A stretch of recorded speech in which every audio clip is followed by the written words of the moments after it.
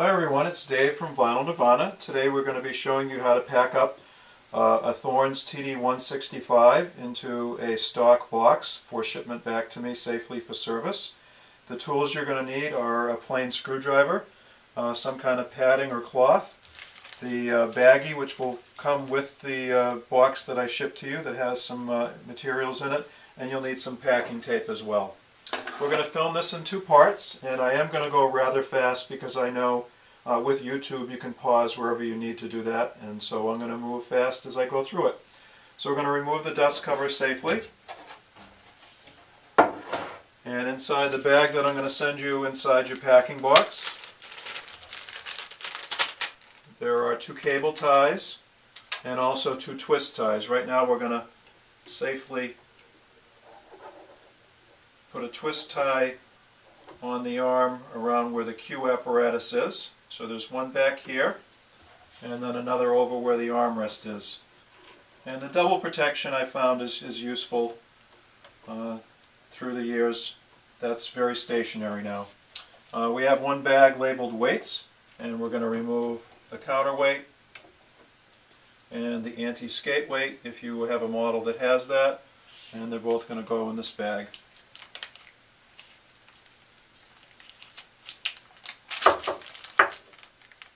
Next thing we're going to do is tie off these cables.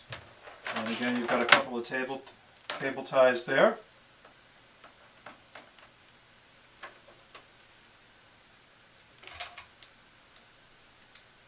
These are reclosable, so if you need to open it for any reason, you can do that.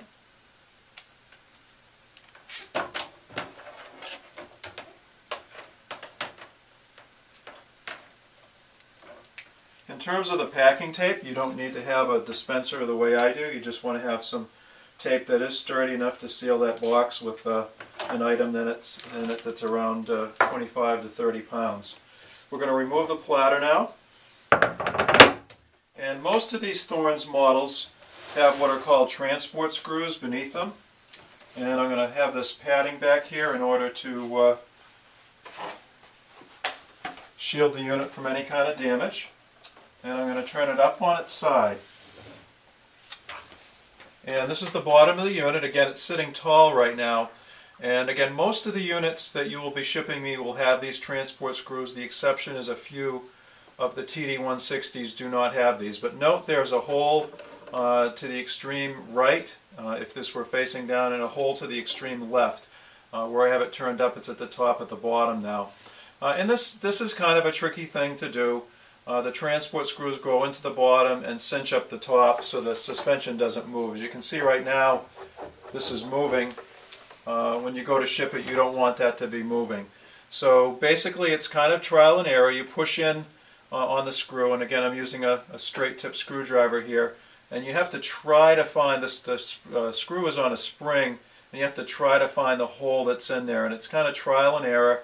I've obviously had a lot of experience with it, and so I know kind of the angle where it is, but for you who have not done it a lot, it'll probably be pretty difficult to do.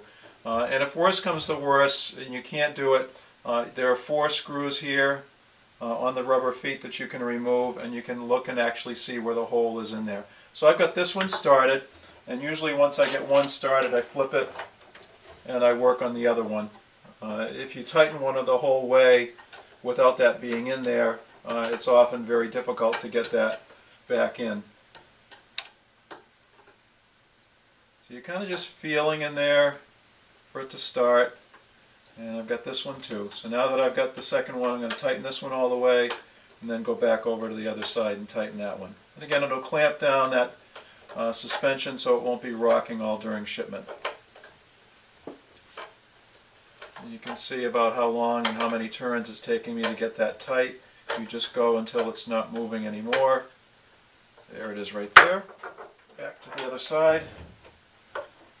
Again, always using that cloth to protect the surface of the turntable. This one here happens to have vinyl sides, so you wouldn't be causing too much damage, but as you know, most of these have nice wood sides and you want to have the cloth there.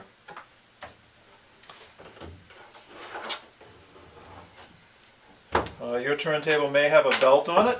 you're going to remove the belt. I will not need that for servicing, so you can keep that for yourself and you'll be getting that back.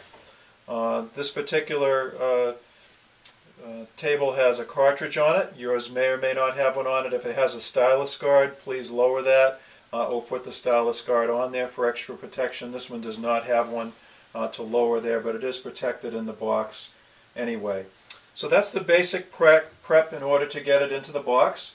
And we're going to end part 1 now, and we'll load the box for you in part 2.